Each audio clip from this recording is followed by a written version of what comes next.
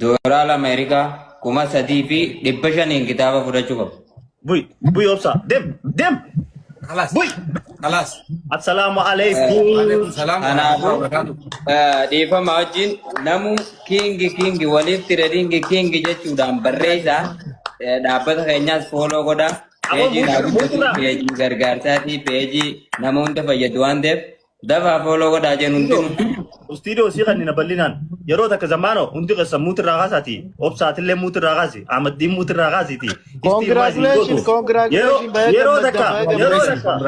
يرو تك عميل دان وليف أنا عميل أنا كنت والله باقي مدام مبروك يا ثانك يو والله وليد تريننج خنا بيتا اسمانو وليد تريننج دابتا غرغارسا وليد فوريفر listen baka gargaarsaati gizee hunda mul'atu milkeessaan dargaggeessa hedduu hojii tololtummaatti illee hirmaatu akkasuma bakka masgiidaatiis bakka rakkoo hedduudha mucaa agarru dhaabbata kana jabeessuun dirqama keenya hundi keessanuu waliif trading number 1 galatoomi umran xawiilan jennaan والله نوجرد دچارا نوجرد براس بيني akka tokko goona ديفا ماجي ترى تكرا ولي في وجه جرا بوتك ولي في وجه جرا مكا ولي فينين خنا يسنيف كما ما انا خناف tole osoo kannaateetitti hin dabarre obsaaqii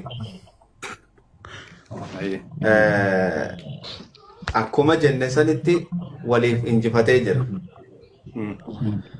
hadaraa warri gartee waliif irraa gammaddan waliif bakka nuti bakka teenya bu'ee waan kana nu godhe jettan waliif kaampaanii isaa kana profaayila akka nu godhattan kabajaa fi jaalalaan isin gaafan mataa kiyyarraa kaasee jechuun waliif kaampaanii profaayila jijjiireen beekoon takka garuu waliif kaampaanii profaayila godhatan kaasee siigalee hundinuu kabajaa fi jaalalaan isin gaafatan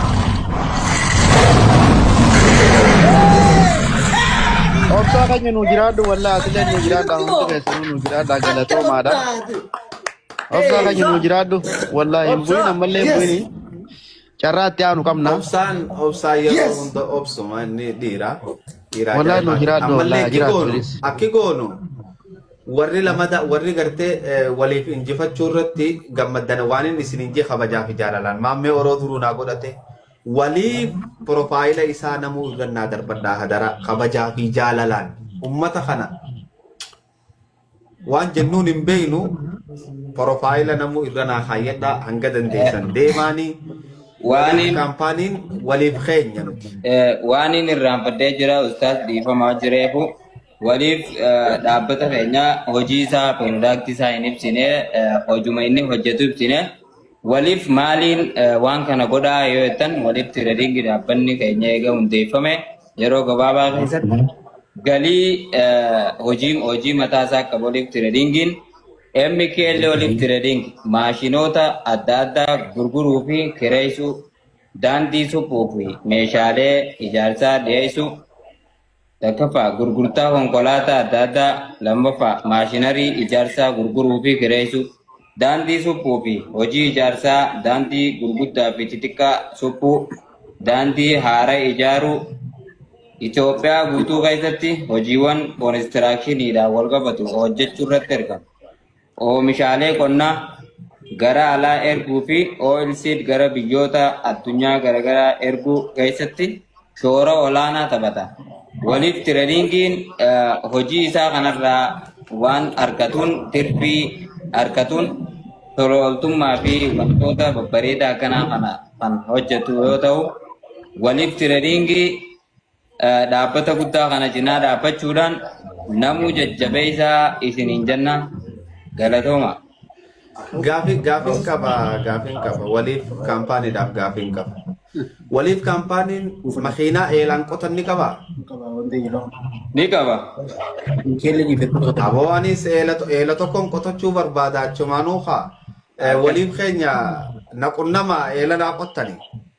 Inshallah waa hundaa jira karaa tolchuu waa hedduu bakka waan maashinariidhaan wal qabatu nu biraan erga kabajamoo Ustaaz Hamza.